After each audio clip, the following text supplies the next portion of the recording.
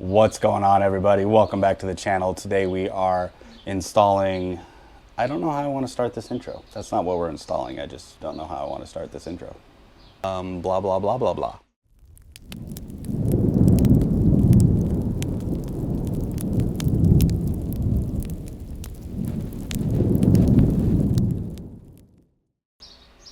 What's going on, everybody? Welcome back to the channel. Today I'm going to be showing you how to install a rear sway bar on a Mk5 Jetta. This particular one is a 2010 Mk5 Jetta. This will also be applicable with a Mk6. Huge shout out to ECS. They partnered up with me to do this video, so they sent me over sway bar and some adjustable end links. So I'm going to go through the process, take you along for the ride, show you how to get all of that stuff installed on your ride, and yeah, make your car corner better.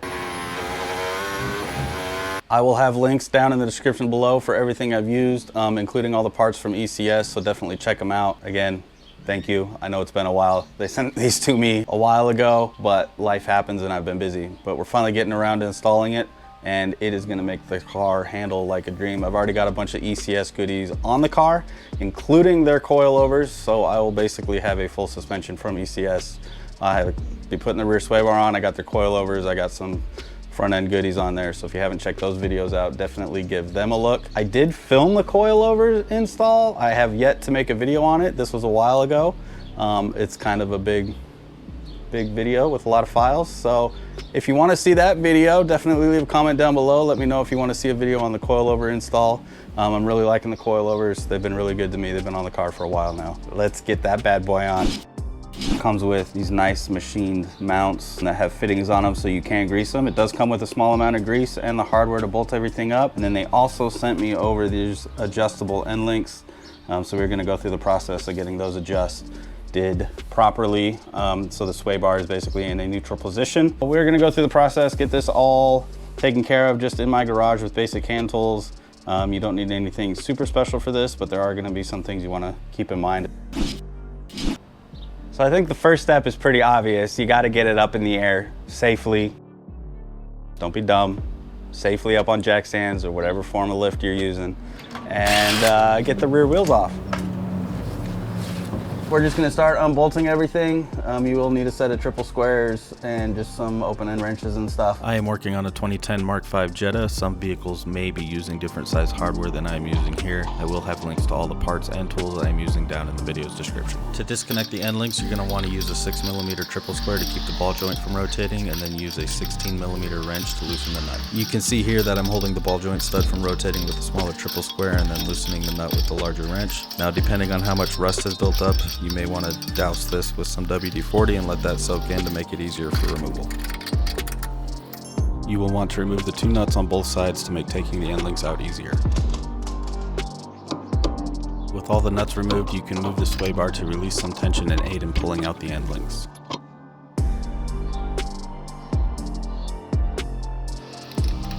With the end links out of the way, we can start unbolting the sway bar bushing caps. There are 2 bolts on each of the 2 bushings, and they use a 10mm triple square to remove them.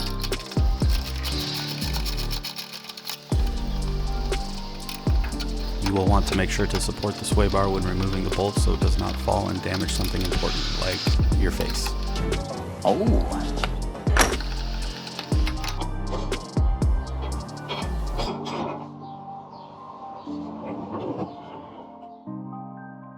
You can see just how much beefier it is, so it's going to stiffen it up quite a bit.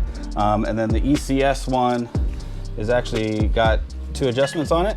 We're going to start with this one here when we put it in. That's going to be quite a bit stiffer than factory. If we do want to tighten it up a little bit more, we can bump it over to this one here with the end link. All you got to do is move the end link to that position there, and that will stiffen it up quite a bit. Before we can mount the new sway bar, we have to get it prepped with the new poly bushings. You will want to pre-grease the bushings. You can use the included grease or use something like what I'm using, which is the Lucas Oil Red and Tacky. Just squeeze some grease into the inside of the bushing and then use your finger to spread it around the entire inside. You will want a glove on for this part. The bushings are cut on one side so you can spread them and slide them over the sway bar. You will want to position them on the inside of the shoulders. The flat side will go towards the mounting surface of the car, and the caps can be put on one at a time as we mount the bar. The install of the new sway bar is essentially the reverse of removing the original bar. While supporting the bar with one hand, place a cap on one bushing and hand tighten the included hardware. Repeat this on the other bushing so the bar is fully supported.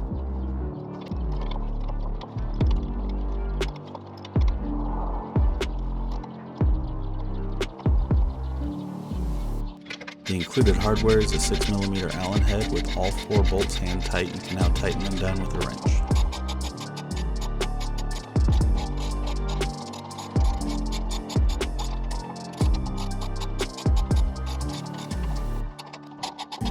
Torque specs are 18 foot-pounds plus a 45-degree turn. The machine caps may cause clearance issues depending on what socket you are using and can make using a torque wrench very difficult. I tightened mine down by hand and called it a day.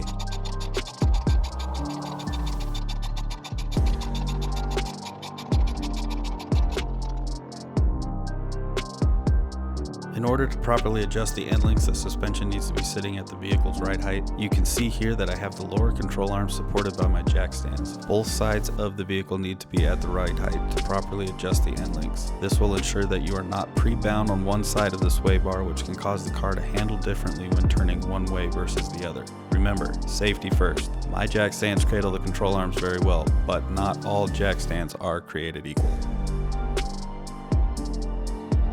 With the sway bar mounted, it is time to get the end links adjusted. We want the sway bar to be in a neutral position. In order to accomplish this, we will adjust both sides before bolting them on. Slide a washer onto each joint and slide the link into the upper mount. Turn the main body to adjust the length of the link until the bottom joint slides into the sway bar freely with the sway bar centered in its range of travel. With the first link loosely in place, we can do the same adjustment on the other side. Both links should slide back and forth freely. Be sure to check the first link after adjusting the second. With the end links adjusted, the collars will need to be locked into place. Use a 17mm wrench to hold the main body and a 16mm wrench to tighten down the locking nuts. Both the upper and lower nuts will need to be tightened. To secure the end links, slide a washer onto the ball joints and tighten down the nuts. Use a 17mm wrench on the nuts and steady the ball joint with a 14mm wrench on the back side. Thin 14mm wrench is preferred as the boot does not leave much room to get a wrench on. I was able to use a normal wrench, but it did compress the boot slightly. The torque spec is 33 foot-pounds.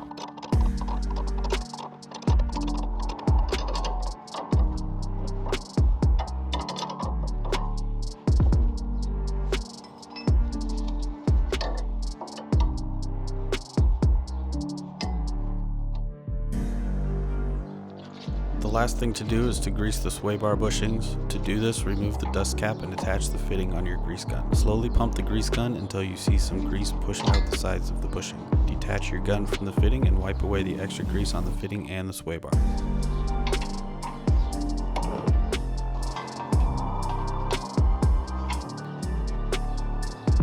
Make sure to replace the dust cap.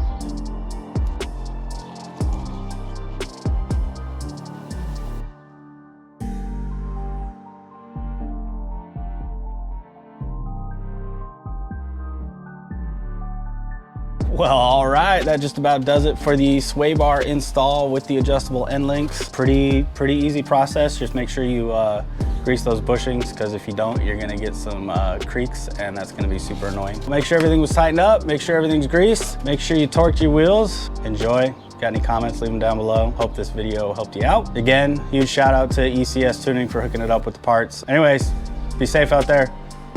Hit that like button, hit that subscribe button, and I will see you in the next one. Yeah, I'll see you in the next one. Bye-bye.